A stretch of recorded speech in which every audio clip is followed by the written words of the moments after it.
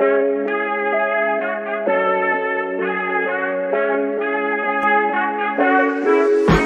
there.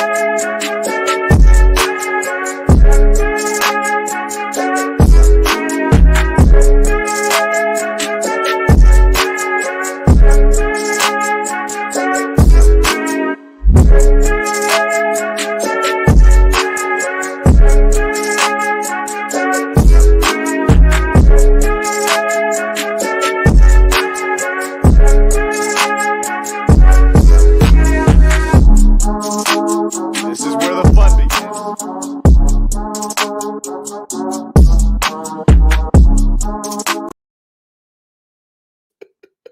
I'll tell you what, brother. We're gonna be the cream of the crop. That's right. You want a Welcome- piece of me? You want a welcome, piece of me? Nice. Oh man, welcome everyone to fucking love the another song. amazing Tuesday night. As that Ugh. reminder, man, Welcome like back. I forget how much of a soap opera fucking WCW and WWF was. Oh, Man. Like, dude. they- Oh, they yes. had- 100%. like you needed a novella to explain the rivalries and the relationships and like oh my god. You just witnessed the most spectacular Star Wars crossover yet. No, Is that what that was? I've seen the Shockmaster footage. I've seen that so many times, and I can't tell you how much I've wanted to just dip one of my helmets in glitter and just have a Shockmaster Nah, helmet man. back there. Like, That's something to do with like a Party City Stormtrooper helmet. But gonk, yes, gonk, gonk, yes. gonk, indeed. Welcome everyone. The Shockmaster. Amazing episode of Dork Forces / the first episode of Willow Talk. Yes, Yeah, on this episode 3 Eve. because Willow is finally here. The first 2 episodes are out, and we both watched it. We actually haven't talked about it at No. all because we didn't watch it together. We watched it separately. Yeah, I'm excited to talk about it actually. But hopefully because- everyone else is having a good week too so far. Yeah, we got some Yeah. some surprise stills from Bad Hello Batch there. 2. Jedi Survivor came out with an actual release date. And Ooh, yes, let's talk about that. And a bomb poster where we obviously have a little bit older, more grizzled Cal Kestis. And I see some people who are like, "Oh man, what the fuck happened to his face? Why does he have so many scars?" And then some Those other were his scars, yeah, weren't and they? then some people exactly, and then some people are like, "Those scars were there. They were just less faded because maybe he was younger or something. Like who knows?" Well, I think he's definitely older here, and I think they're more pronounced here than they were that back in the first game. And Yeah. that could literally just be an art style difference, or something happened to make his wounds open back up. Like that's gross and doesn't sound like Star Warsy to me. I don't know. I think it's literally just an artistic decision to give him more scars on his face, and I don't think that we Yeah. should read too much into that. If anything, it could also be something to just sort of emphasize more of it. Even this poster is very much a Red Dead Dawn redemption, but of Star Wars. So this very much could be like kind of not necessarily like a cowboy bounty hunter sort of story, but if anything, this could be Cal Hello Kestis there. avoiding bounty hunters or avoiding more inquisitors, So this could totally be more of like a literal survival game. Well, I mean, the Wow, actual that what it's about is still a big mystery, but they did accidentally give us some extra information the day that they released that launch date for us because they updated everything on Steam, Mhm. and they put all of this extra shit in there that was not supposed to go up. All these extra pictures, some information as well. It's since been scrubbed. If you go to Steam and look this up in the Steam store, it's not there anymore. But the story of Cal Kestis continues in Star Wars Jedi Survivor, a third-person galaxy-spanning action-adventure game from Respawn Entertainment. Continue Cal's journey. No longer a Padawan, Cal has come into his own and grown into a powerful Jedi Knight. Carrying the memories and expectations of the Jedi Order with him, his crusade against the Empire has only become more perilous. The dark times are closing in, and with enemies new and familiar surrounding him, Cal will need to decide how far he's gone, willing to save those closest to him. Okay, so enemies new and familiar. The dark times are closing in. I think we're still pre-Andor and Rebels. We're still nestled in that same part of the timeline. But he's grown into a powerful Jedi Knight. I wonder if he has, in fact, been knighted. Oh, wait, he was by... what was her name? That's right. She knighted him in the first one. Yeah, the master. Seer Yeah, knighted him. That's essentially right. droid herder. I agree. This is totally. This is Kyle-Katarn totally. 2.0. Yeah, like this is definitely like a Yeah. similar story. Dark Sides of the Force, like it's very it's a similar story with a brand new Yet character. another one. There have Yeah. been several of those already. So maybe Kyle-Katarn 4.0 at this point. He's got to get in line behind Kanan Jarrus and Finn and everyone else. Andor. Well, Andor's not Force sensitive, but No, but Andor definitely utilizes parts of Kyle-Katarn's story, i.e. it's stealing the Death cough Star briar plans. pistol, cough briar pistol. But yeah, And the because Briar Pistol, yeah. some of the like I guess character or costume combos that like GameStop or wherever the fuck, because they always like to put out new stuff that's putting on. But like I guess you can get an Obi-Wan Kenobi pack where it's like you get this shit. Yeah, you get his episode 1 hilts, and then that looks like Jyn Erso's blaster, which is totally dope. It really does. It really does. But I'm pretty sure it's a Um, blaster that he uses in the show. Correct me, chat, if you guys know for sure. It does look a lot like Jin's blaster too. Those robes look like pajamas, though. I have to admit, it is kind of funny looking. They look like robes, except they're straight up sweatpants. Yeah, they're straight up sweatpants and gray sweatpants too. It's like my man's coming back from the gym right now. Yeah, but the it's funny how good he looks in the Han Solo and the Luke Skywalker costume, though, of which he also gets accompanied weapons. Yeah, look at those things. And then the little droid before he gets a costume upgrade too. BD1. I like the little astromech theme that he gets with the rebel hero, because we're not just going to call it Luke Scoundrel, because we won't call it Han. But like, I've always loved Luke's gold jacket, and I think it's criminally underused. Well, not anymore, I guess, because Marvel Comics just kind of took it and run with it, and we got a whole book of him wearing that for Skywalker Strikes. That was pretty cool, and it's in Battlefront too. So. But yeah, all this information wasn't supposed to come out about about all this DLC and like these little bonus packs. Explore an untamed galaxy. You see right here on the bottom, just like you're talking about with Red Dead Redemption and the open world parallel. Oh, did I just say it? Yeah, that's hilarious. Discover new planets and familiar frontiers in the Star Wars galaxy, each with unique biomes, challenges, and enemies. Master new skills, equipment, and abilities that will augment the way you explore, fight, and roam. With larger areas to explore. Players who adventure beyond the horizon will find hidden rewards. Okay, nice. This is going to be a fun one to fly around the galaxy and just like find secret stuff. I feel like I'm going to be streaming this game on Twitch for a very long time. Yeah, new crystals, new saber parts. Oh my god, so many saber parts. And what was that release date, in fact, for Jedi Survivor? It was March 15th. That's right. March 15th. So, to recap the month of March, we've got Mandalorian Season 3 dropping on March 1st, right? Yeah. Yeah. Well, the month of March. Star Wars Celebration during February, March, April. Is that in April? No, that's also in March. That's mid-March. So Celebration might happen, and then Jedi Survivor is like dropped as right in the middle, right in the middle of the month. Yeah. But Kenobi was also sort of like the big reveal, or not reveal, but the big release for the beginning. It was the premiere for Celebration, yeah. But Celebration's not happening in March. Celebration's happening in April, I want to say. Or maybe it is April. Emerald City Comic Con is happening in March. That's what you're thinking of. That too.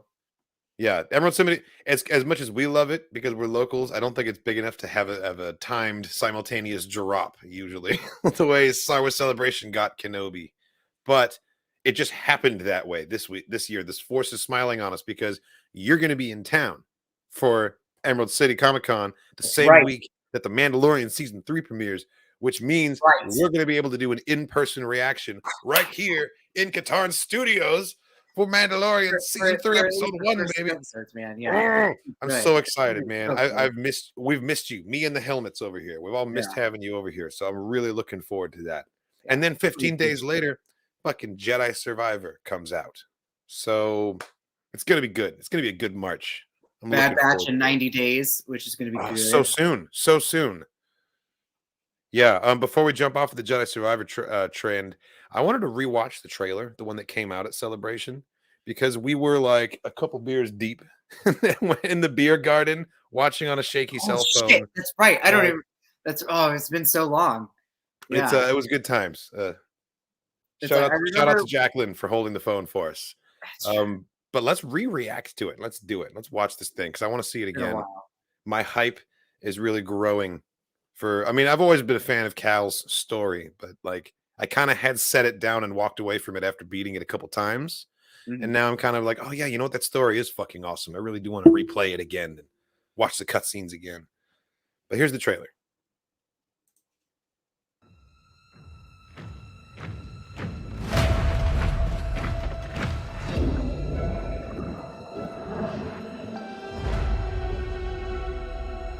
Like, who's in the tank?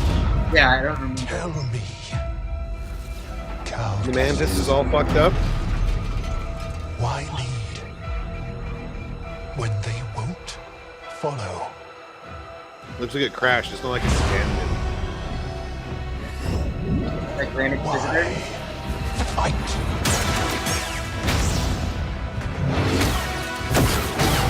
When you can't win. What is your next move, Uta Powen! Jedi? Shit. I love that we've got a Powen bad guy up here.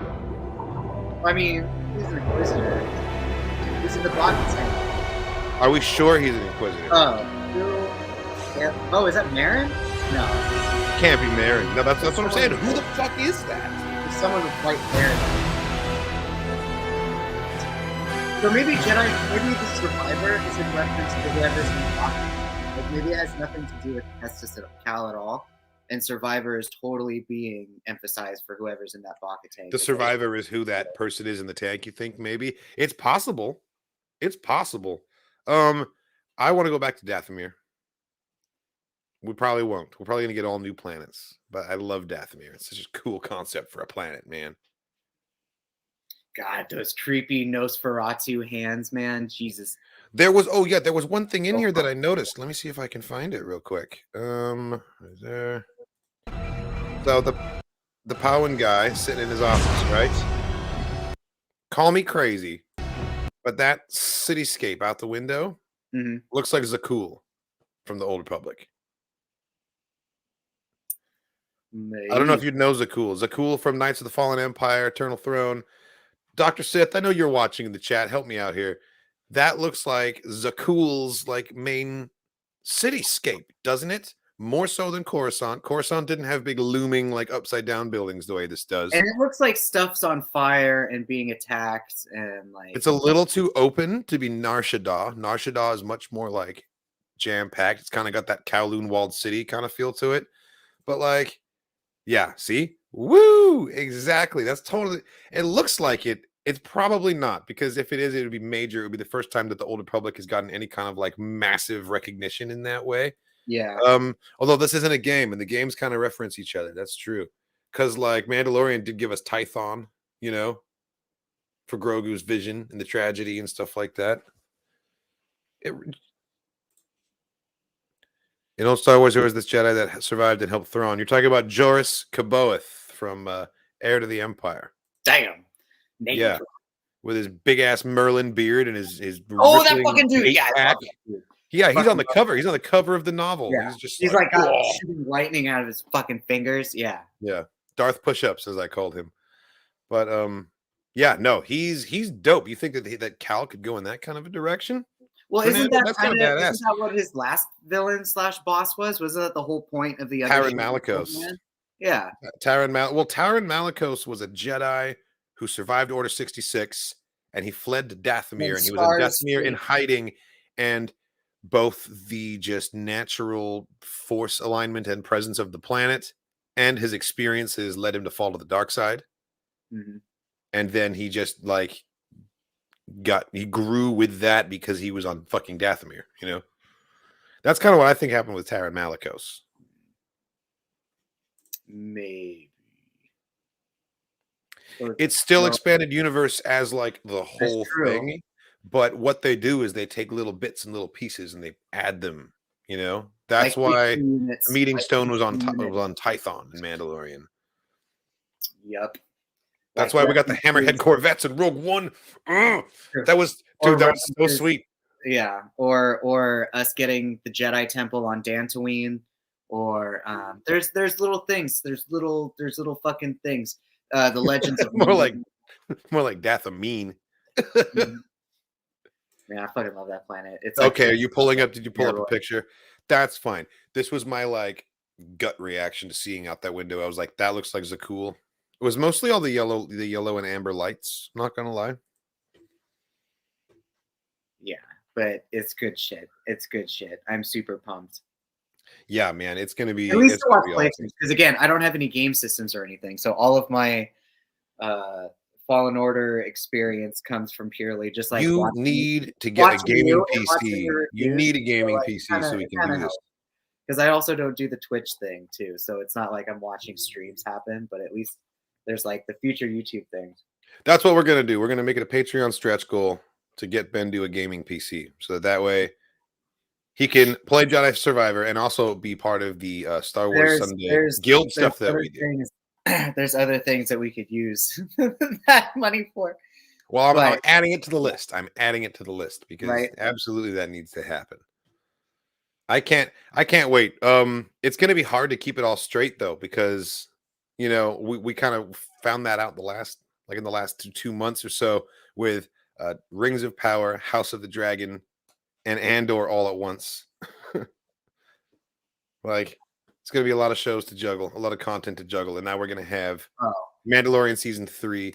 Bad Batch will have just finished, and we're also gonna have this Jedi Survivor going on. Bad Batch will be done, thankfully. So it'll be finished by then. It'll be finished by March. Confusing. It's trying to just keep the timelines together. That's where I'm gonna be like having to write post-it notes and sticky notes on like everything. I know, like it'll, there's so okay. I like another thing that's happening is fucking that. So the company that makes a lot of Dorkin to do. That Marvel Crisis Protocol, which is the miniatures, the tabletop miniatures game that I play. They are now also next year coming out with their Star Wars version called Star Wars Shatterpoint. Which, if anyone is familiar with Warhammer or Kill Team rules, I'm pretty sure it's a combination of like Kill Team rules plus Crisis Protocol, but with Star Wars characters. So they already bought the rights to Star Wars Legion. So it's the same company that puts out the Legion models. Are they the same scale? The same minis? No, they're going to be a little bit bigger. So they're going to be closer. Oh, nice. Okay. They're going to be closer to the Marvel scale. So the painting is going to be a little bit easier to do, but the gameplay is going to be a bit different. But the core set looks fantastic. The core set looks fantastic. They're starting with a lot of Clone Wars and Episode 3 era characters. So we're gonna get Maul with his robot legs. We get Ahsoka in like her blue armor at the end. Oh, sick! Or not end of Rebels. Sorry, end of Clone Wars, like Siege of Mandalore shit. I know what you meant though. But like Dooku's gonna be a character. Ventress gonna be a character. The mastermind, or not mastermind, but like the tactical droid who has like the super Kalani, right? He's gonna be a character. Gar Saxon's gonna be a mini. So. My painting and my attention is already going to be on the you're going to be shatter pointing it up nonstop, and that, you know what, I am too, honestly. Because lightsabers and OSL is a very weird thing to paint, or object source lighting, because it's a lot easier to do with an airbrush, because obviously an airbrush, when you're painting something, it comes out as more like a very, it's like a spray paint. So it comes out as a nice circular ball. It's a lot easier to just sort of make things glow. But I dry brush. I'm using real brushes. So I have to like really try to be soft and be color confident. Try to figure out the layering with that shit. My issue is that I'm impatient. With painting? That's fair. Yes. And that's why I fuck things up generally, is because I rush it, because I'm like, oh, I want to make it work. I want it to be finished now. And also, I like, whenever you see tutorials, people use such deft movements and they're so quick with their motions. And so I'm quick with mine and I fuck it up. Yeah, here, these are some of the Shatterpoint minis. I was trying to get the pictures together while you were checking this out. So, okay. Obi-Wan. So, okay. So for here, you get to see, we got Ahsoka and Anakin. We got Rex, who's going to be kind of like a general unit. And then, so you're going to have your little Groot, or not Groot, your minions or your grunt units. That's what I was trying to Get say. your Groots. And then so with Ahsoka's side, we have Bo-Katan, and so that's actually not Jango Fett. I had to actually go and email Atomic Mass Games to ask them if that was Jango, and they said no, that's just a random night owl that happens. Yeah, it's not Jango. You can tell from his shin guards. The blasters are wrong also. But He's I also love not using West R-34s. So I love that here you can actually see. So for these minis, the jetpacks, instead of giving you like the weird little clear resin push-up sticks that they do for some. No, they're thick minis. columns of smoke. Yeah, so these ones you actually get smoke plumes, which I think really give more substance and structure to a mini versus like a spindly, stick thing. Like if you go back to that Grievous slide, you can see on one of his top lightsabers, like they're really a little bit fragile. But I love that they've added a slight glow to them here too. Yeah, like the blades have a little bit of a glow on them. The Venture. So I think they just went back. I think So that's more accurate. So they just did the glow with some CGI stuff. But like, look at that! Look at that! I'm gonna have to figure out how to paint fucking Ahsoka's skin color. Like, how do I do that? No, it's fucking dope. Her face tattoo. But like, yeah, looking at her armor, like, God, I want to use some good metallic blues. Look at that sexy Rex. Like, yeah, I want to use the armor. Like her Siege of Mandalore outfit is her peak outfit. Yeah, no, that Rex, dude. Yeah, Rex looks great. There's actually a set of Luminara and Barriss who aren't in Star Wars Legion. I don't have a picture of those. Cool. It's really cool that they're putting some characters in the game that aren't in other games. Like I mean, squad based makes me think that they could really expand it character wise. There could be a Gungan squad. Who the fuck knows? But Ventress is going to be in the core set, which is great. But yeah, It's going to be Maul. I love that. Maul and Ventress. But yeah, look at that sexy. We get Clone Wars Knight Kenobi. Look at that. I know. Look at that shit. He's great. But so with Grievous, he might come in two different ways. So he might come in a way where he comes with just 2 arms, and then he might come that way with the 4 arms. But you can see with that top green lightsaber, like it already looks a little bent. So yeah, you can tell. It might be a little spindly, but that tactical rock that he's standing on is just so fucking cool. The tactical rock. I also noticed there's 2 terrain packs already like available to check out, and one of them is called the High Ground pack, and so I was perfect. Yeah, you can now go to a store and you could buy the High Ground. So this comes out in next year. This is called Star Wars. Explain what this is. This is so it's Star Wars Shatterpoint. So it's a combination. So it's coming up from a game called a company called Atomic Mass Games. They also bought the rights to is Armada the one with the ships? Star Wars X-Wing Armada. Yeah. X-Wing and Armada are both ship-based games made by Fantasy Flight. X-Wing minis are a little bit larger, and then Armada is the larger scale, so they have smaller minis. Yeah, so I think they have the one where there are bigger ships. That's X-Wing. So yeah, so they own X-Wing as well. Well, X-Wing and Armada, I thought were both made by Fantasy Flight. I could be wrong. Weird that they would own one but not the other. Like that, the SSD behind me over there. That's an Armada model. I mean, Atomic Mass is the one who puts out the product. Is what I'm saying. Gotcha. So this company is the one that just like it might be Fantasy Flight that like makes everything, but it's Atomic Mass that packages it and ships it out. Got it. Is what I'm saying. If Mandalorian armor, I'm thinking of doing my Mandalorian armor as a tribute to the Power Rangers. That would be dope. A squad of Mandos, and you've got like the different colored Rangers. Pink, yellow, black, blue, red, and a green one, or a white Mando. I'm all about it. All about it. Jake, you and me both. In fact, you know what? I might get the core set when it comes out, and I'll just paint them all live on the screen, and we can paint them together. We can all hang out and paint minis together because that's going to be fun. I like that they're slightly bigger because that's part of my problem too. Is that I have old man eyes and my coordination is not good enough to use magnifying glass, just whatever. But these are slightly larger, so I'll have a little bit easier of a time getting those small details on there, I think. So like for reference, so one of the Warhammer minis are like, say they're like this tall, so like they're barely an inch. Yeah. So these minis are going to be a little bit taller. So they're going to be maybe 1.5 inches.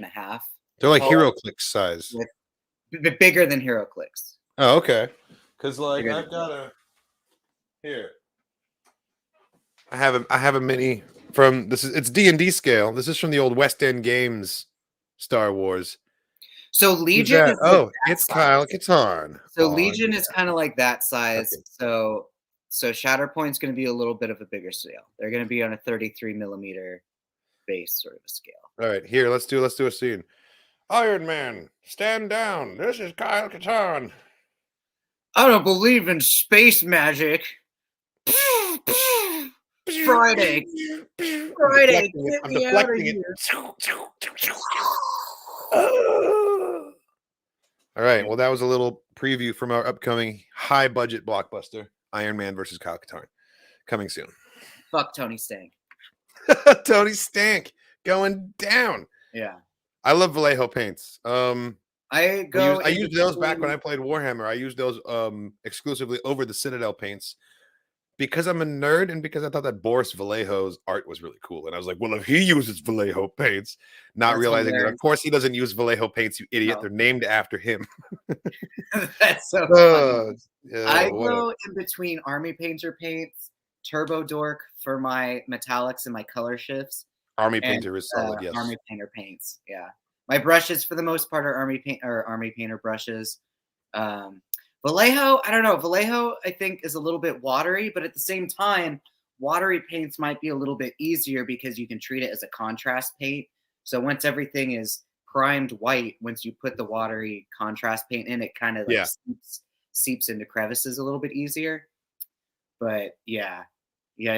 My first original theory for the set was to like try to grayscale everything except for key characteristic pieces and try to like paint them in like a Star Wars Visions Ronin sort of style. So like the body would be black and white, but like the lightsaber would be the only thing in the color. Yes. Or like the mask would be the only thing in the color, or the blasters would be in the only thing in the color.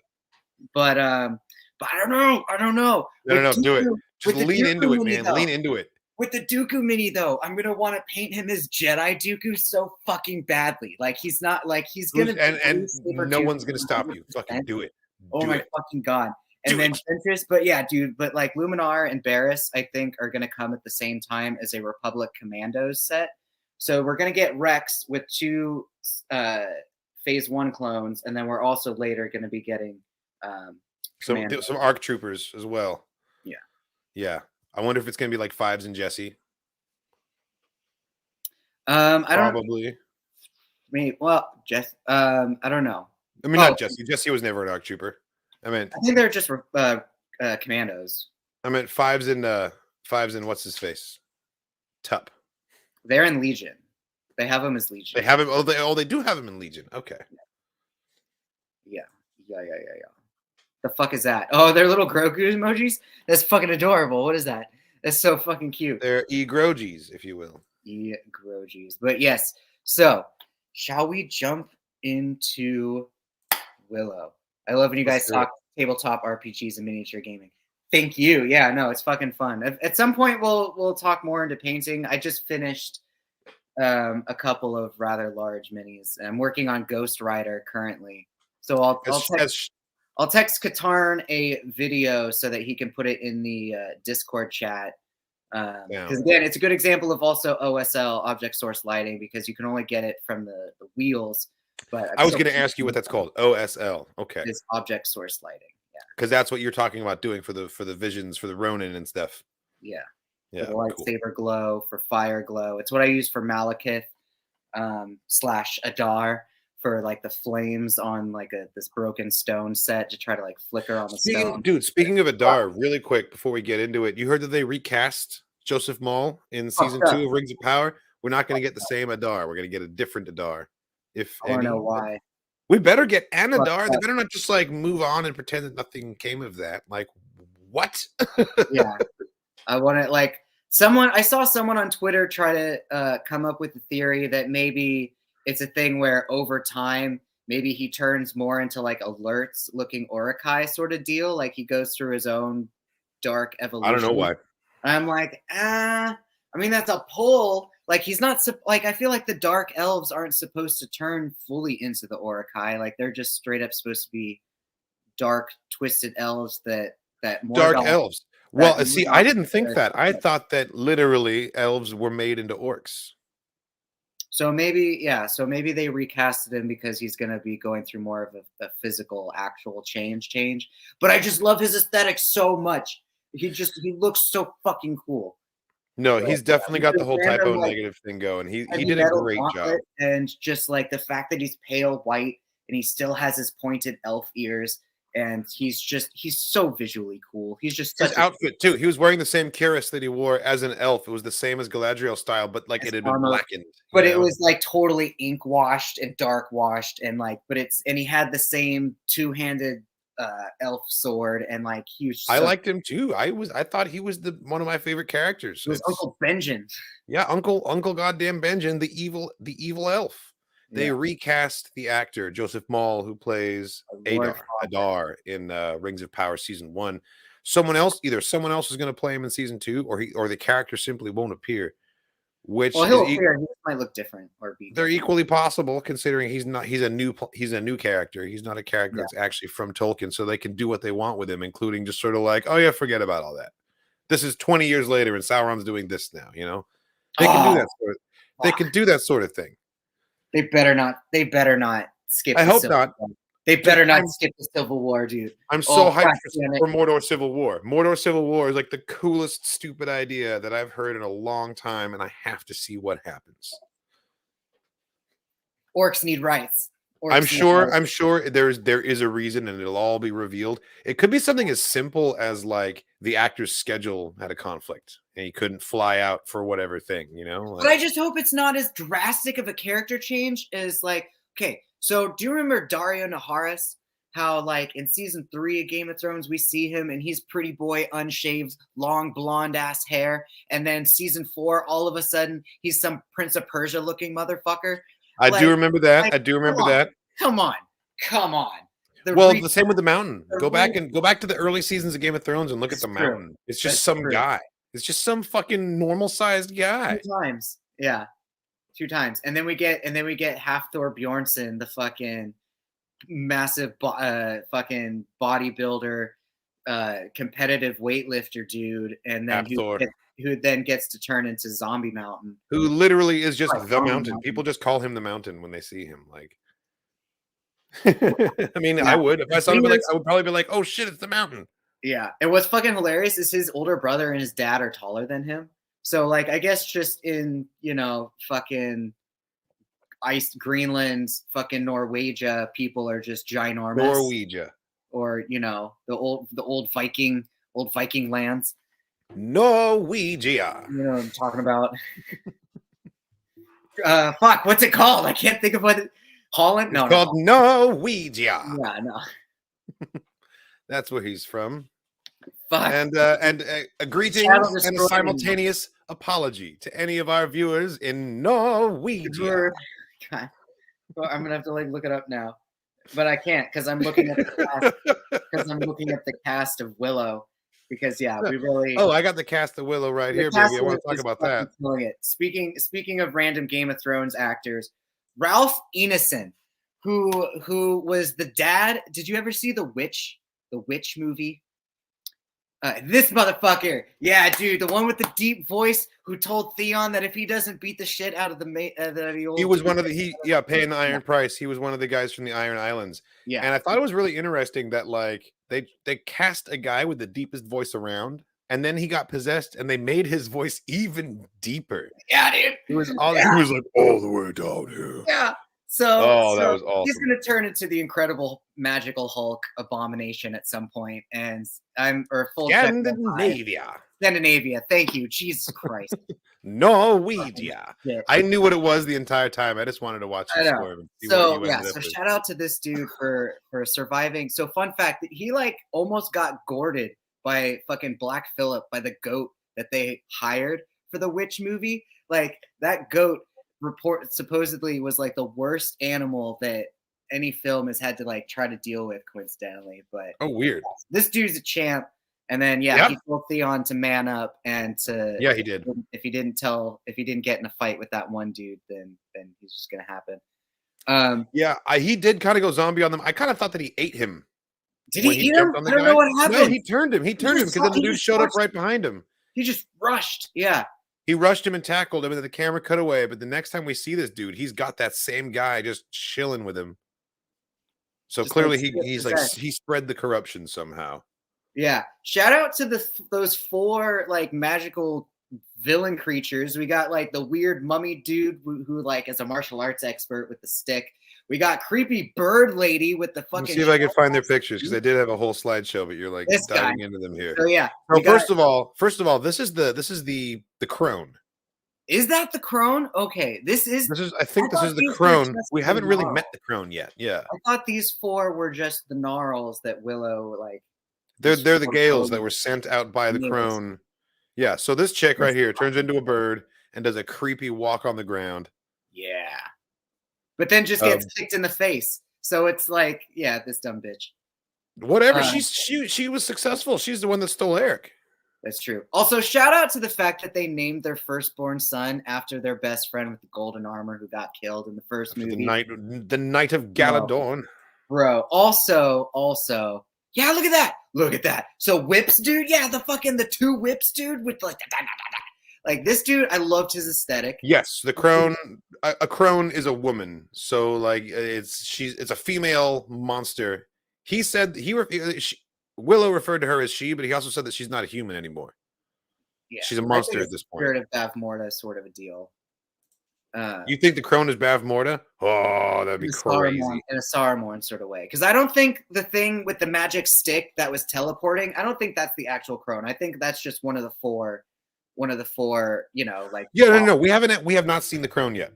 We have not seen okay. the crone yet. The crone is like these guys were cool. My immediate thought was they reminded me of Bone Kale. Reavers, dude. The fucking Bone Reavers. I love that they're like essentially the free folk now. They make me think of General Kale, like immediately. Yes. Like they're like General Kale, he could have totally been like in charge of the Bone Reavers, and then like Bav Morta just took over them, or like these could be the totally, dag. Okay, the bird lady is the dag. But we got the big. We've always been big nerds. Yeah, it's pretty much. But like we got the big Silent Hill looking dude with the cage head and the big fists, and then we have the 2 whips, fucking 2 whips, dude, and then creepy bird lady, and then magic stick person. Yeah, they're interesting. They're interesting. I dig the group. Also, fun fact: this image came from the trailer, which means we're gonna get another flashback with General Kale at some point. Those flashbacks were awesome, dude. Can we talk about that? Like, Willow, as soon as he got the chance, as soon as he was a sorcerer, he grew a gnarly little braided beard. But yeah, and then we see him with 2 different beards because in his vision of the future, he has a full like kind of like white beard.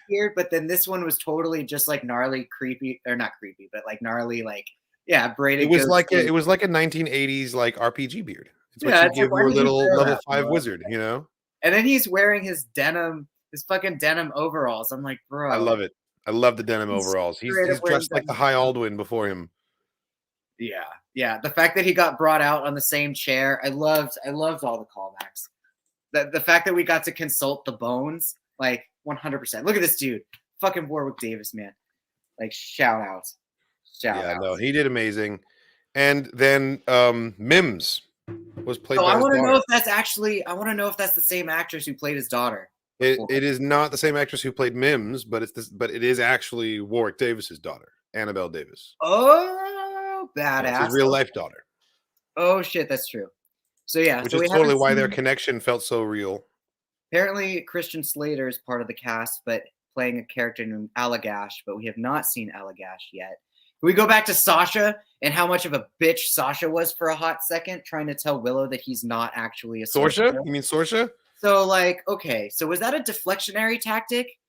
Or was that kind of that her just completely downplaying Willow's actual involvement and like actual magic? Yes. The flashback was a little creepy where he was talking to Allura at the well. He definitely seemed like trying to lure a child, but like without the context that we know, yes, it's a little creepy. No, I think that she was, well, for one thing, Sorsha was unconscious for all of Willow's magic except the disappearing pig trick, right? I think she legit doesn't think that he's a great sorcerer. Everything that happened. He has no idea that he was the one that turned Everything that went down, she could think of as Finn Rizal's magic. You know. Yeah. She Oh, doesn't Finn really. Rizal. That's her name. That's her name. She Yeah. doesn't really have a She reason to never believe saw that. Willow turn Rizal human again from the animals. And not only that, but this is a society where like the races live separate from each other. There's a Nelwyn village, there's a Daikini castle, and like they're not really like there's not really intermingling going on, you know? It's true. That's why when in the movie when Alora Dannon washes up in the village, they're like, let's just send it upriver, like forget we ever saw it, or just like give it to the first Daikini, not our problem. We don't care about these things. But so there's like some racism between there's hella racism. There's some racism between these two characters here too. Not to mention, like, even outside all of that, Sorsha was raised by famously the worst person in the land in an evil fucking fortress, you know, by like, I don't think she stood a chance. I think Sorsha is doing her best, but yeah, she was mean and cruel as fuck because she has a mean, cruel streak because she's the daughter of goddamn Bav Morda. That's a very good point. I think the spirit of Bav Morda kind of endures in her a little bit, and she has that like tainted blood in her veins, you know.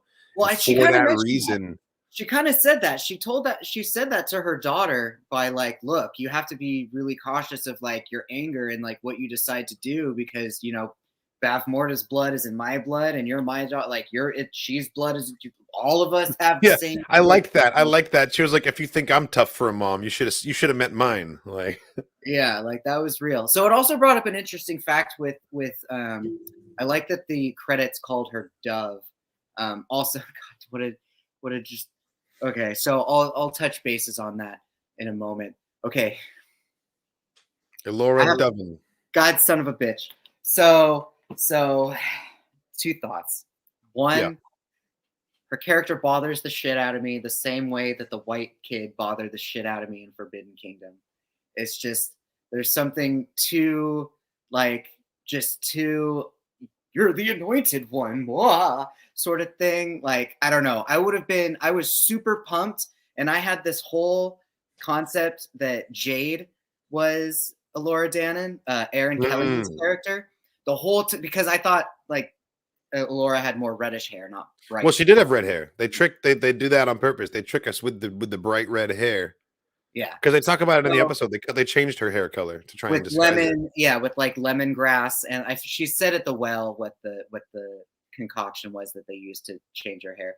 But anyway, the whole time I thought it would have been cooler if Aaron Kellyman was Elora Dannon versus this blonde-haired, blue-eyed, like white savior sort of character. I'm like, man, why do we have a white savior character?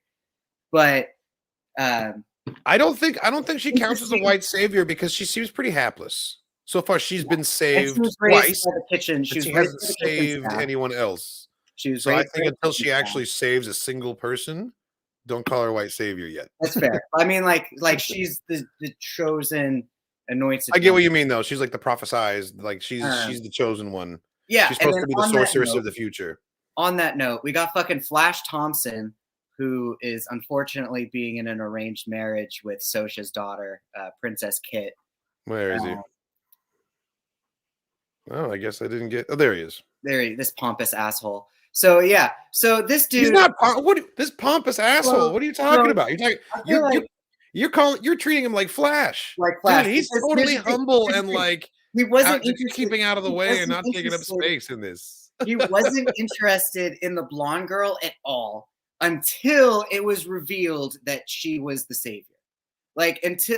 He had no care whatsoever that she was part of the party or that he just didn't want to be there at all. As soon as he found out that like she's the savior of the world, and then he kind of has like this weird celebrity complex of like, oh, I really want to talk to you. Or so like, you think he's in it? He's in it for the power. He's in it for notoriety necessarily. No. I think this is a little bit way more Shakespearean Midsummer Night's Dream sort of a deal. So Dove is obviously in love with Eric and wants to save Eric. We get the princess and Jade, who are in this adorable, amazing, sort of like really cute same-sex couple that we get to see, which is great.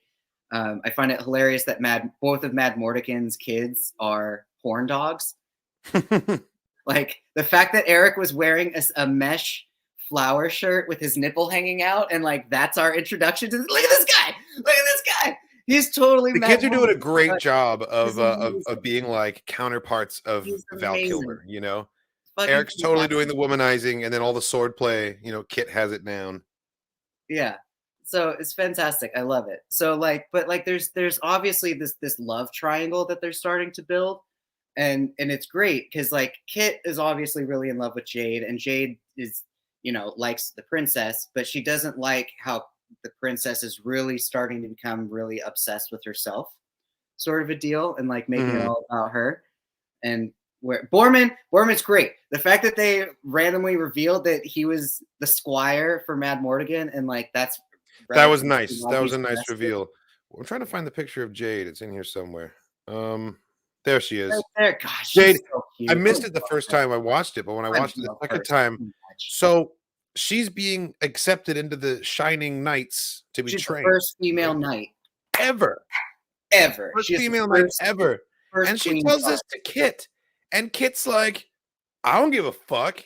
This is my wedding and it sucks. Like, Like come I'm being on. put in arranged marriage. Which granted, Yeah, so like no. yeah, obviously neither of them want to be in the arranged marriage. But as soon as what's his name finds out that Alora Dannon's Alora Dannon, I don't know. He just kind of had the same celebrity, like, oh, I really got to know you, kind Yeah. of like I don't know. It was like the heart And eyes. maybe that's the case. You I see don't her- get that read from him. I see him as very unassuming and kind of like thrust into this situation, but will turn out to be helpful later, you know? I'm sure he'll turn out to be helpful, but I think He also didn't even want to be here. Like his Exactly. brother fell out of a tree. That's why he's here.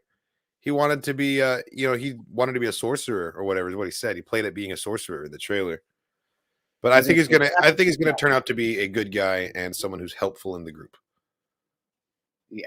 I don't think he's a pompous asshole, like you said.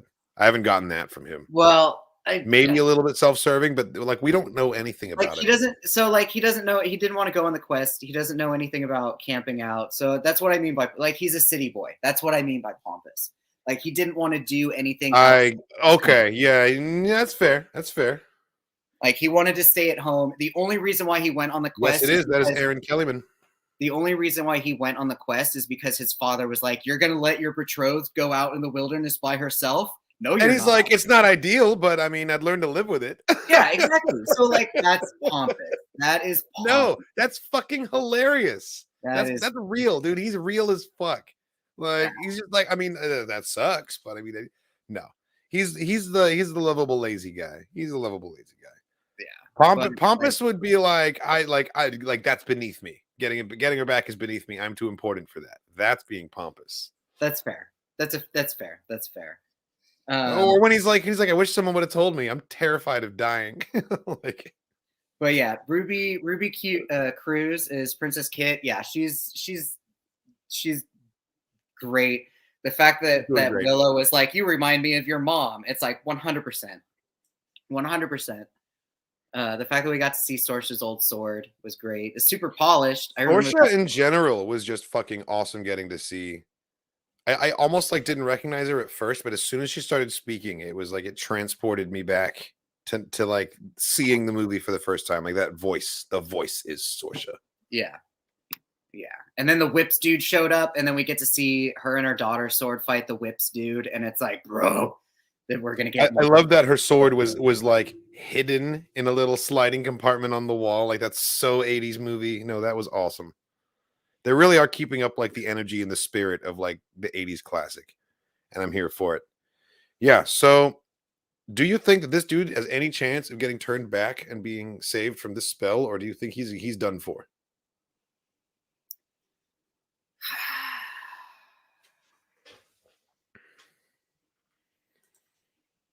That's a great Patreon poll question. If we were Too doing, bad I'm not doing them for this show. no, Oh man. like, Oh well. I'll ask it during the reaction. Willow, I don't even know how many episodes we're gonna get for Willow. Right? 8 episodes. Like if this is a one-time deal, and I think we might get.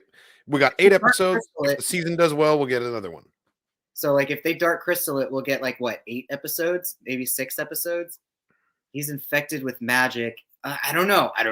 There's a chance that Willow might be able to like Valentine, right? That's his name. But he kidnapped Dove. He kidnapped the girl and could very possibly be on his way to cross the Shattered Sea. What if Dove has the power unknowingly, because she is in fact Laura Dannon, has the Well, power to cleanse him. that's true. That's true. He kidnaps Um, her, and then she just yeah, cleanse, and he's like, "Oh, whoa, where am I? Muffin Girl, what the fuck's going on here?" Muffin You know, Girl. like Yeah, exactly. that's what I'm saying. Watch that happen. Yeah, that's true. That could very easily happen. This isn't Game of Thrones, so it's this is also very much a D&D quest sort of story that is He happening. magically infected them right in the taint, and now they are all evil. Dude, yeah, the fact that a lot of them were like, "Sir, we need to rest. The horses are tired." He's like, "No, we don't need rest." Like, they're just straight venomed. I love the little charge that they did. That was great. So I never read the book. There's a book that came out, or series of books, The Shadow War. Oh, That's set in the Willow timeline. I found a post on Reddit about it that shares some information. Since apparently it's being referenced in the show, like there are a couple things in the show that are being referenced that are not from the movie, and just so that we can know what they are, here's what we've got. So I mean, they Kit's name a lot last of name. cities. Kit's last name is Tantalos, right? This was the surname of Sorcia's father, King Michael Tantalos. He was originally the lover of Fin Raziel, but Bavmorda used magic to lure him away and marry him instead. So that's kind of how their whole feud started, is that Bavmorda stole Fin Raziel's fiance, Shit. this King Michael Tantalos. Oh, Damn. he was a weak king, but he did love Sorcia, and when she was about 4, he Bavmorda cursed Terazlin and turned everyone to crystals. Yes. So Michael Tantalos was one of those crystals in Terazlin. Gotcha. Apparently, Bavmorda was very disappointed in Sorcia for 2 reasons. Sorcia has her father's bright red hair. Bavmorda tried everything to permanently change the color, but the red always returned. Nice. That's kind of an interesting parallel to the fact that Allura was born with red hair, and they're changing her hair color to hide her in the world. Yeah. But Sorcia cannot, her hair cannot be changed. It just turns back to red every time. Sorcia has no magical abilities whatsoever. Nothing Bavmorda tried to do made her into a witch. Except the hair, I guess. All of her magic was in the fact that her hair must be red. Them genetics. I know, right? Them genes. Sorcia was so dejected and lonely, her only friend was a mangy, lop-eared cat, until Bavmorda tricked her into killing it. That's fucked up. Come on. Knowing she'd never be a sorceress, Sorcia secretly trained at swordplay. Bavmorda was furious when she found out and turned Sorcia's fencing instructor into a maggot. What the fuck, dude? We also get some backstory on Mad Mardigan. He was born to a noble family in Galadorn, but he was rebellious from the get-go and a pretty lackluster knight, apparently, in spite of his abilities. He preferred drinking, wenching, and hanging around with travelers instead. As a young man, he had a dream of a great horse. The horse said that one day he'd be a king and ride it, but only if he kept the vision a secret. Mad Mardigan, of course, immediately told everyone about the vision. Apparently, by telling secrets, he had violated an oath of knighthood, and so he was kicked out of the Knights of Galadorn. And everyone shunned him except for Eric, who he had grown up with. He was the only one who still believed him. And then when Galadorn went to war, Eric searched for Mad Mardigan as an ally. Not only did he say no, something happened between them that caused Eric to get injured, and so they had a big falling out. But then, I guess so, because then when we see Eric marching off to war and Mad Mardigan's in the hanging in the cage, he said that he was he survived. Totally makes me think of Game of Thrones. Yeah, he is hanging there in the crow's cage. The most interesting thing that we find out from those books is that Raziel and Bavmorda grew up together. They were rival magic apprentices. Dude, that's like Elphaba and Galinda, the Good Witch of the East. That's some Wizard of Oz level shit. Yeah, they grew up together as apprentices. When Raziel fell in love with Michael, she started neglecting her training, and Bavmorda surpassed her in abilities. And by the time she realized just how crazy Bavmorda had gone, she went to Sherlindria for help, because Sherlindria is the queen of the Fae. Yeah. But Sherlindria is like, I don't care about you mortal bitches. You guys are doing your own weird thing. I'm out. But if Bavmorda ever becomes world domination level crazy powerful. I'll give you my wand and you can try and defeat her. But they had a falling out, Cherlindria and Rizal. So Finn Rizal's too proud to ask Cherlindria for the wand, and she tries to take on Bavmorda by herself. And that's why she ended up as a fucking possum when we first met her, stuck on that island. God damn. It's because she tried to take her on without the wand. But yeah, I'm imagining like young Finn Rizal and young Bavmorda as like rival apprentices trying to hex each other and shit. While meanwhile, like some gormless and Mordo level shit. Oh, that's heavy metal. And meanwhile, some totally gormless redhead dude is just like eating a turkey leg, like having totally oblivious to all of it. Yeah. Well, there's like lightning arcs and curses going on all the way around and everything. Oh man, yeah, I'd watch that show. Give us the Willow prequel, please. Dude, definitely. But yeah, also speaking of Mad Mardigan, the fact that we have like 3 different stories of where he is. So like Princess Kit is upset and thinks that her dad just walked out on the family.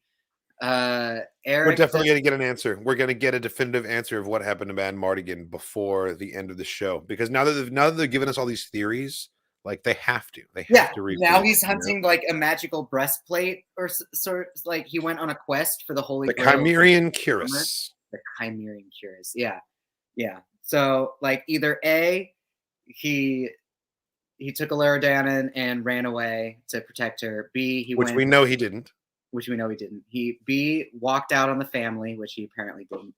And then C, he went looking for this magical artifact of which Borman tells us that he did find. So I don't know if and then just walked away. It's like he found it. Actually see Val Kilmer in this show, or I don't know if we'll actually see that. I don't know if we're going to see Val Kilmer in the show, but I think we might see Mad Mardigan. I think Val Kilmer, I heard, was all set to make an appearance, but then he had to pull out at the last minute for reasons that couldn't be avoided. But in this day and age, with re-speecher and with CGI and de-aging and deep fakes and stuff, they could pull something together where we see him in front of us and maybe he just doesn't speak or something, like that's true. It's possible. They could give us a little something. But yeah. Or they're keeping it a secret. I just have my fingers crossed. I would love to see Mad Mardigan again. And they're kind of building it up. The more they talk about him, the more they create expectations that he has to show up at some point. Or at least we can find a skeleton wearing his signature armor with like the Chimerian cuirass, something like that. It's true. I didn't realize that was an Albert Einstein quote. I did notice when he said that though. That's real. That's. I mean, right. Is that a direct Einstein quote? Because that's kind of Magic 101. Like that's. Well, I mean, that's like the age-old debate, isn't it? Science versus magic. Well, yeah, I suppose. Science 101 is also Magic 101. Because he also quoted what the sorcerer said in the very first movie of how, because they did the finger test, they consulted the bones. They said that magic is the lifeblood of the universe. Which fucking is. Yeah, it was dope. All of it. That's what the High Aldwin said in the original too. Magic is the lifeblood of the universe. Yeah. Well, consult the bones. Yeah, and he got to come out with the pointy hat, and he got heard out in the thing. Yeah. What's the other quote? Any science distinguishable from magic is insufficiently advanced. Well, or any technology that's distinguishable from magic is insufficiently advanced. Something like that. Might be true. I feel like they kind of set it up to be that way too. We need to know more. We need to know more about why Borman was in the cell and why Sorsha was coming down there and like regularly having conversations with him. Because remember, he was like, as much as I love these little nighttime chats, like it had been going on for a while when the episode started, I feel like. Maybe because he returned, because he was Mordigan's squire, right? So maybe it was something that he returned, but Mordigan didn't. Yeah, maybe that's it. And that's totally why she jailed him, too, is because she has so much anger about her husband or her lover never coming back. Yeah. That, like, so she's like, I'm going to take it out on you because you're his squire, goddammit. Why didn't you bring him back to me? Who also is known to be a boozer, a wencher. Like he said himself. Well, sure, he learned from the best. Yeah, he admitted himself that he is not a classic knight. Yes, that was an awesome scene My reaction Wood with is a Hera to great- that part was really good because Hera is a teacher. So that scene like really spoke to her of Alora just getting frustrated with the not spell and feeling then the Willow word. getting frustrated with her, like relatable as hell. No, that was a really good scene. I really like the dynamic between the cast. I think that they're developing them in a way that I know you don't like Alora Dannon very much, but I think that they are developing them in a way No, she that, just visually bothered me for a hot second. I was like, why is I this get that. I why get does this that. Taylor Swift looking mother, like, why does this person get to be the overall chosen one? I mean, take it up with the white baby that was born in the 80s, from that movie. But It's the same it could've character. They been can't Aaron. change her too much. It could have been Aaron. It could have been Aaron. It could have been Aaron. Kelly, It man, could have been Aaron. goddammit. It It could have could have been. been Aaron, but it wasn't Aaron. But it wasn't. And that would have taken No. away whatever So- cool thing Aaron's going to be. We don't even know what her whole deal is She's going to just- end yeah, up being. no, she's gonna be the first Queen's Guard. It's gonna be fucking amazing. I'm excited to see her because like with her with Aaron, like what's great is she now has Star Wars royalties. She now has Marvel royalties because she was the kick-ass. She was Carly Morgenthau, yeah, in the Falcon in the Winter She was Soldier. in Falcon and Winter Soldier. Yep. And now- She's and in now she's Enfys Willow. Nest. She was also in the Green Knight. She was dope in the Green Knight. She had a small role in that. So she's great. She's great. I love all the action and the fighting that she's doing. She's fucking pumped. I'm excited to see her no. future. Same. I think it's interesting that she's the one that's supposed to be the fighter, but Kit kicked her ass. Right? It's Oh just- yeah, I guess so. Yeah. Yeah, Kit was the one that kicked her ass, and she was like, "One of these days, you're gonna beat me." Like, Well, Kit is natural clearly talent, better than right? her. Natural it's- talent. Look at her natural- parents. Look at her parents. Exactly, exactly. So the daughter of Sorsha and Mad Mardigan is going to be natural talent. But we get to a point. We get to a point where like the message is always like natural talent without training is nothing. That's what Luke Skywalker says. Yeah. So we'll see. something that Eventually, really- I something think that'll that- be part of her arc is having Erin Kellyman's character eventually beat Kit in a duel because she's Oh, going to probably. surpass her in skills after all of her training that she does. they'll have Kid will probably have some ego. She is a bit of a brat. Ego moment, just like Rey did, or like she'll have some moment where she doesn't believe in herself, and then Moments of doubt. yeah, develop. and then Jade will come in and like really sort of help it out. Graydon is pretty hilarious. Graydon is my favorite for the comic relief right now. Graydon and Borman together. I think my overall favorite is the bad guys because that's how it was with Willow too. It just visually looks so. The original, I was all about Bavmorda, Sorsha, and Kale. Those were my favorites. And so now it's the Gales, the Crone, the Whip Dude, the Dag, and also Sorsha because always Sorsha. I can't wait for episode 3, the Revenge of Burgle Cut though. It's I gonna don't be remember. awesome. Fuck yeah, the Revenge Burgle Cut, dude. Okay, I don't remember if he was in the crowd or not. He but- was not there. but No, I the actor passed super- away a while ago. Oh damn, I didn't realize. Yeah, he passed away in the 90s, I think.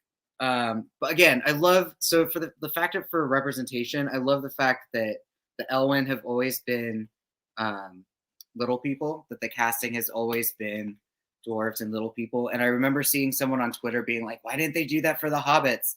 And I'm like, well, one, the proportions are different. The hobbits aren't supposed to be like Elwyn's. They're even though like the animated The hobbits Bilbo don't have Baggins- dwarfism. They exactly. the animated Bilbo Baggins, like that was kind of like on the he looks like a potato, you can't get around that. But Hey, don't proportion- talk shit about the Bakshi Baggins, man. Yeah, no, I he love that looks- little potato man. He looks great. The Potato Man's great, but yeah, no, hobbits. He is a potato The man. proportions are supposed they're different. They're different. But the fact that they were able to have a full cast of little people and they weren't afraid to do that, or like like the representation was just really cool to see that they were like, no, we're gonna do it because we can. So 100%. But It's such an 80s thing to do too. dude, yeah. okay, yeah. Where dark. apparently they It's died. dark. And it leads Where's back into what I Dustin? was saying about the racism between the Nelwyns and the Dakinis, man.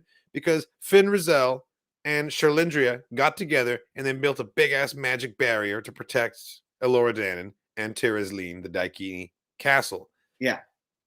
No fucking protection for the Nelwyn village, though. They're like, screw those guys. We're not going to bring them onto the other side of the barrier or put the barrier near where they are. They Like, moved underground. So I'm assuming it's some unfortunate time between them moving up, from above ground to underground, they got wiped out by bone reavers. I'm telling you.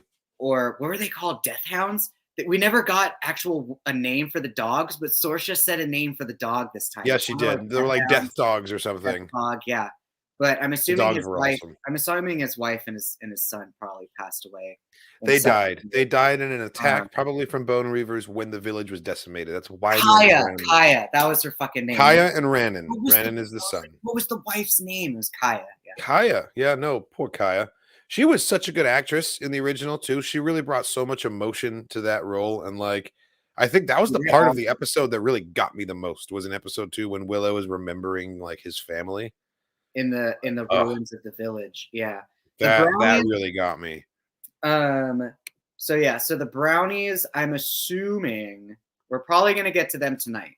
So tonight at midnight, episode 3 comes out. Eventually, we'll get some brownies. Yeah, they're we're really gonna start the quest. Because now the kid is super kidnapped. But yes, Willow's gonna kidnapped his book. Yeah, but there's a sprout. We got to see the tree. We got to see the sprout. Which shows that she has the potential for extremely potent magic, even though Willow was worried that too much time has passed and it wasn't fostered in her. That it wasn't nurtured. But yeah, I'm really loving I'm really liking the show so far. But the only complaint that I really have is just that they're using like teen pop songs at the ends of the credits.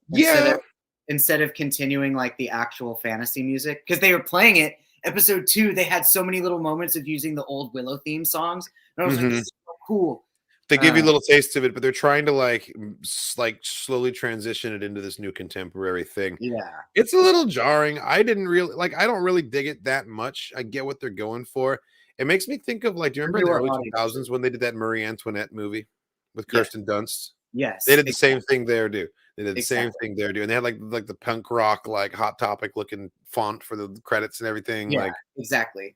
So this is definitely like a semi-generational pull, I think. I think it's going to really date the show later on. 10 years from now, the song choices are going to be like, oh, wow, that's so 2020s. Like, you know what I mean? So that's kind of why you don't do that sort of thing, I think, is because it stops it from being timeless. If you go with like super contemporary, very flavor of the month kind of music, like it's not always going to be popular. And eventually it's going to be like, oh, wow, you used that music?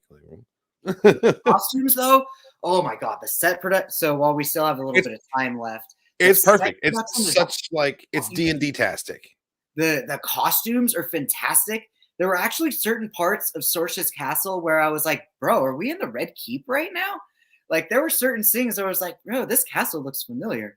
But like they're so good. Everything like the villains. It looks great. So I can't wait till we go back to Nockmaar. We're gonna see Vav Morta's castle. We're gonna get to go back to those places. I'm sure of it. Yeah. And it's such like, and I mean this in the nicest possible. I mean this is a compliment. It's like it has the crappy 80s fantasy movie vibe. It's a little more polished than the original was. It's a little polished, yeah, but I really like it still has the vibe of like, oh yeah, this is a shitty fantasy movie with styrofoam swords, and like it's got a lot of heart, and you love it. Like that energy is here. Like I said, the party that we have is very much like a very basic Shakespearean Midsummer Night's Dream sort of adventure party, and we got Borman, who's like the level 10 fighter. And we got Willow, who's now the level 10 sorcerer, and now we have all these like level 5s and level 2s in the party, and like, yeah, it's gonna be a good time. It's gonna be great. It's some good shit. I want to know more about the BBEG of this story. I want to know more about the crone. If it is in fact just like a Bavmorda proxy, and she's found a way to come back, because like Voldemort, it's worth being very clear, she did not die in Willow. No, she did not die. She got her soul was banished. Yeah. To the 13th plane of oblivion, but she is not dead. To the 13th plane of oblivion. That's if someone can figure out a way to bring her back, like it's gonna happen. Cheesy 80s good. That's probably a better way to say it. Yeah. It's not really crappy. It's like amazing. I don't know. It's like bad. It's like the bad on purpose kind of feeling almost. But like I don't think that Willow is bad. I think the show is excellent. Right where she's been captured. Yeah. We don't have time for side quests. We gotta save my brother. Yeah, it literally functioned just like the D&D spell. Yeah. dude. My It's so God. good. It's so good. If we get Willow coming back, if we get Bev Morta coming back, that's gonna be insane. I'm gonna fall off the She's couch. just gonna be a lich lord. She's gonna be a lich, and it's gonna be something like Palpatine's. Apparently, that's the name of one of the 4 Gales is the Lich. Oh, I think maybe the one that's with the whips with is called the magic Lich. stick. Maybe the one with the magic stick who teleports is the lich. Dude, Yeah, what did you dude, think the of that Nightcrawler little fight, choreographed scene though, when he was taking out the guards using the quick little blinks? The quick blinks, dude. Yeah. That But was still sick. looks like a mummy. Like I'm so confused. He looks like a mummy with a big old. He's got a big old dent right there. Yeah, and no Like on this eyes. side, right like there. it's so interesting. But then we got the mouth of Sauron with the fucking saw whips, and then What's up? Late to the party. Late to and the then we party got as the usual. giant. So is the Scourge, The Scourge, the Doom, the Dag, and the I'm Lich. assuming the Doom is the big Buffy Silent Hill looking villain with No. He's the Scourge. He's the that's Scourge. the Scourge. Bro. Scourge. The Doom then must be. The whips. Who's the 4th one? Well, hold The on a Doom must be second. whips. The Dag is I've the got shape. terrible reference images here, but like, okay. So the Scourge is the Silent Hill dude. The Yes. Doom is the whips. The Dag Yes. is the animal shapeshifter with the shark And then the teeth. Lich has the staff and the the little Lich is pancake the Lich face, and like all punched Pancake. in. Yeah. Okay, got it. Yeah. Got it. The Exactly. Scourge, the Doom, the Dag, the Lich, and the Wardrobe. I'd read that book. Bro. Yeah. That's a The Lich is the blind magic stick, dude. Okay. Doom is the whips. Doom is whips. Yeah. Scourge is big guy. Dag is the bird. We've got this. All right. And that was today's class of learn your evil character names. Yeah, it's this is Defense Against the Dark Arts. Bro, could you imagine if we were the fucking teachers of a Defense Against the Dark Arts class? That'd Oh, be dude, so all of our students would die. Are you kidding me? They would just be, they would have so many anecdotes, and we would just have to scourge. It would be like Hogwarts meets Roadhouse. I'd be like, all right, kids. Now, when the boggart comes out of that closet, you want to do a roundhouse kick, get him right in the head. Like, look, this isn't going to be on the test, Yeah. but if you don't know this, you could die. So we're going to tell you anyway. You know, Listen, kids. listen. You don't need Expelliarmus for this one, all right? All you need is a tube sock and a bar of soap. All right, let me tell you. Yes, yeah. Like, you know, yeah. We don't just need a broomstick. We don't just need a broomstick. That's fine. Well, how would we lose the position? Fired. Yeah. How would you guys lose the position after winning? Fired, censured, know, no bro. longer allowed to teach magic. Yeah, we'd probably get recruited in something. Yeah, it would be. Yeah, I don't know. Yes, Willow's knife wielding friend, who is a new character, not. No, one I'm of the- pretty sure that was the same dude who was in charge of. He was in the original movie. He was the. No, you're thinking of Migosh. It's not Migosh. No, not Migosh. The one that Bogerman tried to go, and that he said that he should go instead of him. Oh, Vonkar? Vongar. I think that was Vongar with the dude with the Vonkar two was, well, knives. first of all, Vonkar was a black guy. No. Yeah, he was. Then maybe it No, wasn't no. Vongar. It's a new character. He's a new character. We'll have to go Yeah, back. the warrior Nelwyn. Yeah. Yeah. I'm sure in universe he was in the original. He was Yes, in that village. It's in the background, but I He don't was think the best fighter. this actor was in the movie. There were two warriors in the party. Yeah. Melgosh was Oh, just you're like a right. neighbor. It was Melgosh was Vonkar and like another guy, and then Burglecut, and then Willow, and then the Samwise Gamgee guy. Migosh. Yeah. Migosh. Yeah. Who got to go home. That's okay. Yeah. Okay. So he was Vonkar's like backup. Yeah, the dude. with the Vonkar's spear. double. They both had spears. Gotcha. Now he, and then Yeah, he that was traded the awesome. spear for two knives. I'm Willow. Yeah, like it's such a bullshit statement. I Yeah. know. Not even trying. What are you thinking about the quest? Do you like it? Like the hook for the premise for the story for That where we we're have to going? save with this? Eric. I mean, They were I wanna saving know- Eric, and then we got to go what beyond the they Shattered need Sea and all Eric that. I want to know what they need Eric for. If it's for like some Melisandre blood magic shit where they 100%. 100%. He has Bev Morta's blood. He is Bavmorta's blood. They want to bring Like back half. old Bav Morta. Well, he's not even half Bav Morta. He's only like a third or Still. a quarter. He's a quarter Bav Morta. The fact that Sorsha went to the trouble of telling the kids that the blood is in her and also in them means that it's enough for the TV writing spell rules. That's true. I mean, the Baratheon blood, that's fair. I mean, yeah. That would be hilarious if Gendry Eric got to act like Bav Morta, like she was just like use his body. Oh, dude, like some Hereditary. I'm Willow. Bro. Dude, if they turn the show into Hereditary, that'd be terrifying. Like They go places. They go places. Like the Willow bad guys and the Willow forces of evil are actually pretty like evil and scary and gory and like they're metal, you know. Dude, the trolls were like terrifying. Like, Yeah, they creep me out. Even now, like as an adult watching Willow, like the trolls are still like the most like I'd rather deal with a crackhead than a troll. You know what I'm saying? Like 100%. Some of the faces or like the speed that the puppet was crawling under the bridge was just like way too abnormally fast. Or just like some of the sounds of like I really like it when filmmakers take advantage of the uncanny valley to make you more uneasy. Like the motions of the trolls, the way they move is like ways that people shouldn't move. And so like it kind of messes with you on a different level as well, you know? Yeah. Oh my goodness, Dwayne Johnson, the Scorpion King is here on our podcast. Oh my God, Black Adam. Oh, hello. Black Adam. Rampage. Oh my God. It's because we played amazing. the WCW and we summoned him. Hey, do you know John Cena from Fortnite? Yeah, tell him we say hi if you ever met. We're big fans. Tooth Fairy. But yes, it's good shit. Yeah, no, I think that if Bav Morta possesses Eric, I think we're onto something here. I think we're starting to formulate a little theory here. That could be cool if they straight up just use him as a conduit and they're like, hey, you can't hurt Eric or you can't hurt me without hurting your brother. That's true. They could also use him as like a human shield in a way, in that same kind of a thing. Yeah, it's gonna be harder than we think to get him back. I think when he's not gonna get back till the end of the season. Dude, that two-headed dragon was Nightmare Fuel. Okay, the puppet, the animation, the gym, like all of it, like that was just phenomenal. All of it.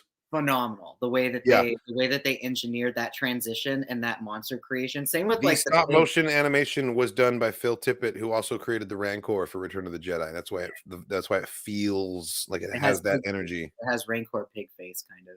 Yeah, the pig transformation was easily Especially when they show the dude where he's like torso up. It's kind of like a semi-angle shot, and all of you see is like his ribs up, and he kind of has like human hands, but then just like pig underneath, pig legs, and like pig stomach, but the pig legs aren't moving, and you're just like, this is the most terrifying thing I've ever seen.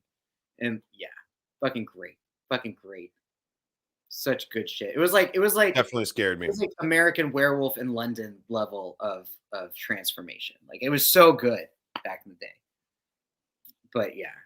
So we'll see if we. It was groundbreaking when they did it too. Oh yeah, like that kind of a shot had never been done. It still looks so good. So I'm excited if we get some really cool animorphs.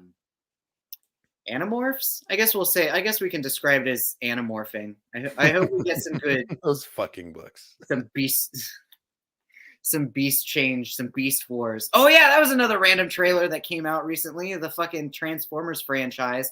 I guess we are next year or sometime going to come with a Age of the Beast. Oh, they finally doing the Beast Wars.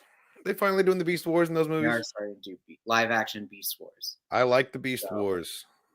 Optimus Prime being a gorilla. Yeah. Oh, Megatron was a T-Rex. That's right. That was the good stuff. That was the good stuff. It makes way more sense. Robot dinosaurs. It just works. Remember seeing Willow in the theater and loving it. The series has me hopeful. Dude, that was in 1988. So bravo to you being like in that shit and being able to watch it. But you get to that point where you're so old, you just get like congratulated for being old, you know? Or like, well, I mean, like it's you know, it's that milestone, right? It's the same with it is. Like for us at some point, you know, we were Episode 1 was the first Star Wars movie that we got to see in theaters, right? So at some point, someone will be, or the fact that we were able to see Episode 1 when it got re-released in 3D. Like sometimes randomly people will congratulate me for being able to see that, because if you haven't been able to see a pod race in 3D, you're fucking missing out. No, it's true. It's true. That is a sight to Was behold. fucking made. That scene was made for 3D. It was so fucking good. I mean, I saw someone tweet the other day. It was one of those things that like share with your blah blah blah, and it was pick the Star Wars game? pick the classic Star Wars game based on your birth year, and there's all these like LucasArts games and stuff. And my birth year wasn't even on there anymore. And I was That's like, like wow. they weren't even making games almost like our They were made. They were. They were. not necessarily Star Wars games. I mean, they were making West End games, rules modules for their role playing Star Wars thing. If that counts, I'd count that. Not for a video game though. They were not for a video game. No. The thing that they were referencing was like computer games essentially. So it would have been a better question. But it was a new feeling for me because I'm not older than video games and I'm not older than Star Wars. That's true. So like I'm finally old enough. I'm like older than meme relevance now. They're like, yeah, we don't care about people born in the 80s. Like you're not part of this. Oh man, being born in the cusp, being born on 89 is you get left behind. But not really. I mean, we all still had to wear those tracksuits, and some of us had mullets still, and like grew up. Oh yeah, no, we did it. Grew up on Mother Goose rock and rollin' rhymes. Like, yeah, we were there. Fucking guest star Lionel Richie. Jesus Christ. Yeah, that's the good stuff right there. Or Little Richard, whichever one was more enthusiastic. I don't remember. But so, anyway, off track. We are pretty much at the end of the podcast, but before we wrap it up, I was wondering, has anyone in the chat heard any delectable Star Wars theories recently? Give us your theories, give us your predictions, give us your wild, crazy guesses, and we'll tell you if we think they're true or not. What do you got? I'll give you my best educated guess about anything that's rattling around out there. Like, for example, do we think that Luthen in Andor is a Jedi? Do we think that Luthen is a Jedi? Yeah. What, either former or just like incognito or what? Do you think Luthen is a little Jedi? Negative. That's a no? No. Yeah.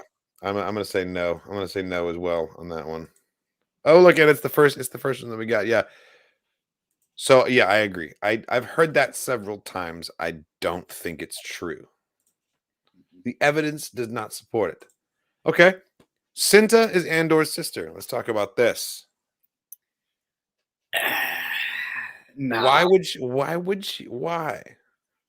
Other than the fact that, like, I mean, we don't. I mean, yes, he did. Yes, he fucking did. Yeah, dude. Do you remember that shit? That was like, yeah. I thought that was a fever dream, and then I randomly saw a trailer for it circling around the like Facebook, like YouTube sort of circuit. And like, it was totally does anybody remember this, or was I like tripping balls? And it was, it was, yes. It was such a weird, it was almost like the Return to Oz movie. You know, like some people are like, oh man, they remember TikTok the robot, and they remember, you know, the weird pumpkin head jack-o'-lantern looking scarecrow character, but like in the Wheelers, but no one's ever sure if that was actually a fucking Wizard of Oz movie or not. And then they put it on Disney Plus, and everyone's like, "Oh my god, it existed!" I remember that. I remember that one. The Wheelers were fucking terrifying. Wheelers were the fucking weirdest, man. Yeah. But they were so cool. Like, that movie was such a horrible, terrifying ass. So wait, so Mother Goose Rock and Rhyme had Little Richard? Yeah. That's He helped like write a lot of it, and yeah, it was great. He was in like Black Rhinestones.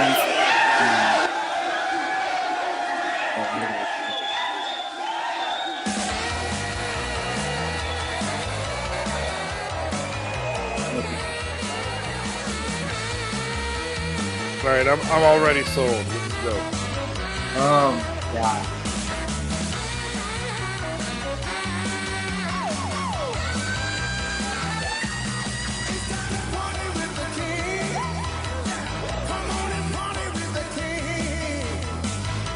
amazing. This is like 90. Look at Man, I can understand why you thought this was a fever dream. like, none of it doesn't seem real. Well, Oh, jeez. No, this is dope. look at that. Oh, I got some football players in there. Oh yeah.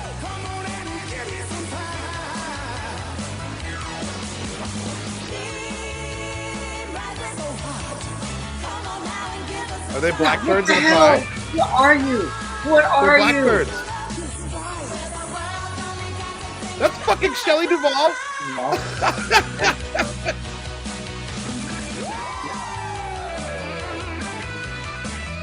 Crazy, dude. Fucking crazy.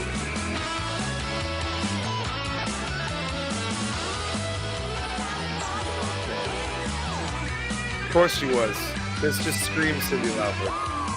Dude. Footprints all over.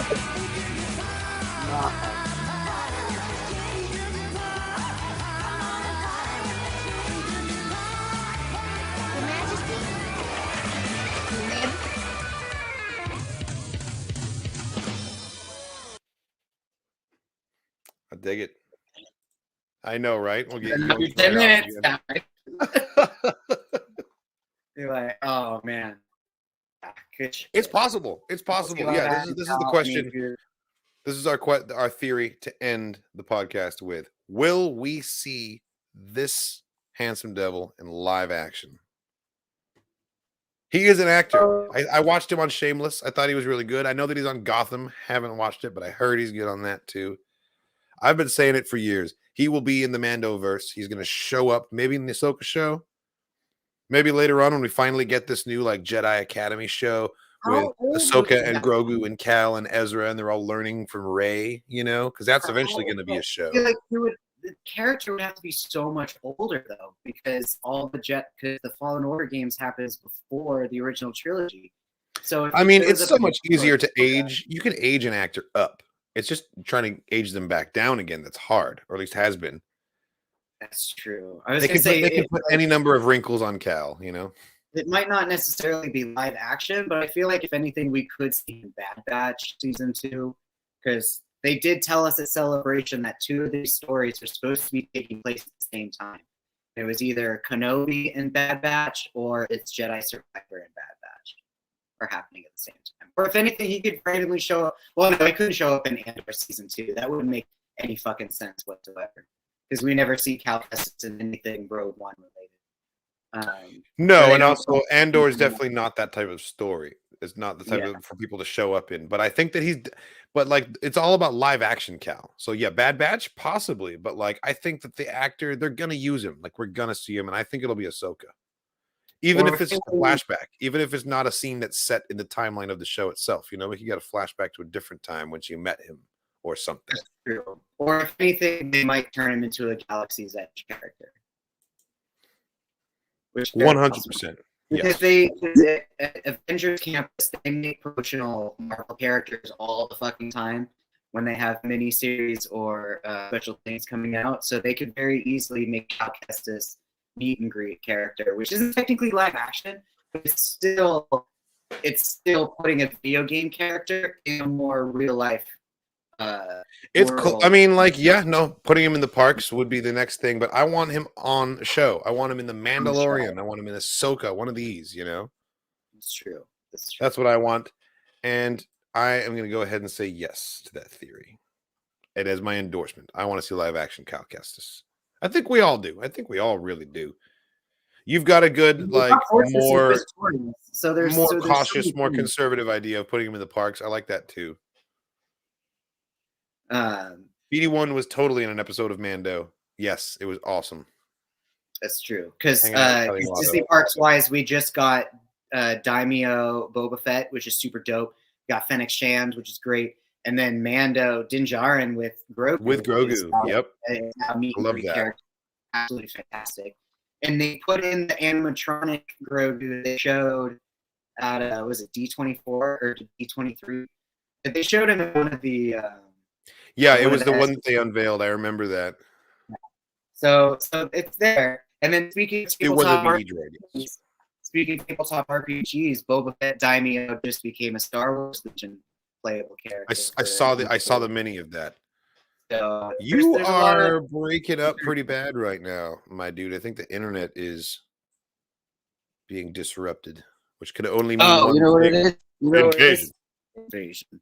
You know what it is? I think What I accidentally hit my battery cord, so my battery was dying, and I didn't notice until the last second. I mean, I guess that is also sort of a note for us to close it off for the evening. We should charge I mean, my stuff's all plugged in all the time, so but yes.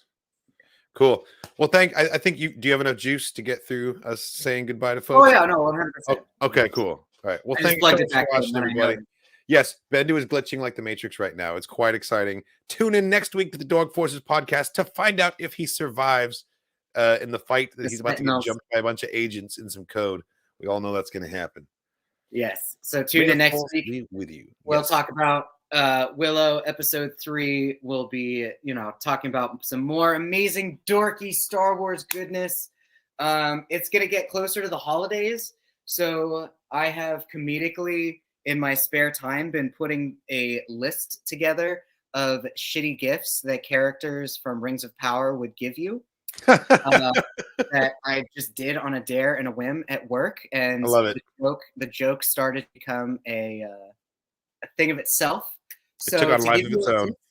So to give you like a little teaser, Allison Hightower is the type of person who would give you a gift of a How to Make Your Home a Better Home book, and then would also give you a necklace of not your religion, but her religion, just to, pass on the favor of Christ. 100%. Onto you. 100%. And her dad would give you one of those glass ornamental chess sets. Even though you don't play chess, he'll give it to you in the hopes of knowing that he plays chess and that he hopes that you become a better person. So I have a funny gift. I love it. I love it. Like a lot of the characters, so we'll go over that as it gets closer to Christmas. Yeah, no, we'll come up with images for it and everything. No, that sounds hilarious. I would like a glass chess set, honestly, but we're getting derailed. Even in saying goodbye, we derail ourselves. This is just true. It's how it works. Thank you so much for watching, everybody. This is the Dork Forces podcast, issue number 30. We'll be back next week for more nonsense, and until then,